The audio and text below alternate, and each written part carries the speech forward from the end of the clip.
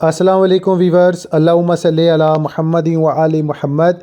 Welcome to my channel S law learning. امید کرتا ہوں کہ آپ سب ویورز ٹھیک ٹھاک ہوں گے۔ آج اس ویڈیو کے ذریعے تمام لائر کمیونٹی کو اپڈیٹ کیا جائے گا۔ سندھ ہائی کورٹ بار ایسوسی ایشن کراچی کی جانب سے ایک لیٹسٹ نوٹیفیکیشن جو ہے ایک پریس ریلیز کی صورت میں 27 اکتوبر 2025 کو جاری کیا گیا، جس کو میں ایکسپلین کرنا چاہوں گا۔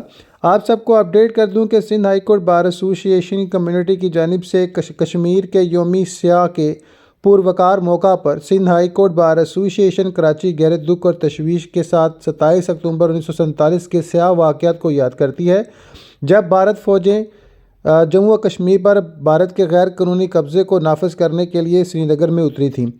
ایسوسی ایشن جارحیت کے اس غیر قانونی اقدام اور جموں و کشمیر کے معصوم لوگوں کے خلاف انسانی حقوق کی مسلسل خلاف ورزیوں کی شدید مذمت کرتی ہے۔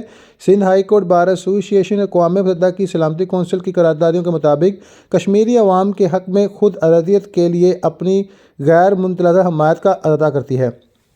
ایسوسی ایشن انڈین غیر قانونی طور پر مقبوضہ جموں کشمیر کے لوگوں کے ساتھ ان کی آزادی کی منصفانہ جدوجہد اور یکجہتی کا اظہار کرتی ہے اور بین الاقوامی برادری پر زور دیتی ہے کہ وہ انصاف اور ان کے بے بنیادی حقوق بھرپور کردار ادا کریں اور جناب اعلیٰ کشمیریوں کو ان کا حق دلانے کے لیے اپنا کردار ادا کریں۔ بیرسٹر محمد ثناء علی میر ASC صدر کی جانب سے تصدیق شدہ نوٹیفیکیشن۔ اللہم صلی علی محمد و آل محمد۔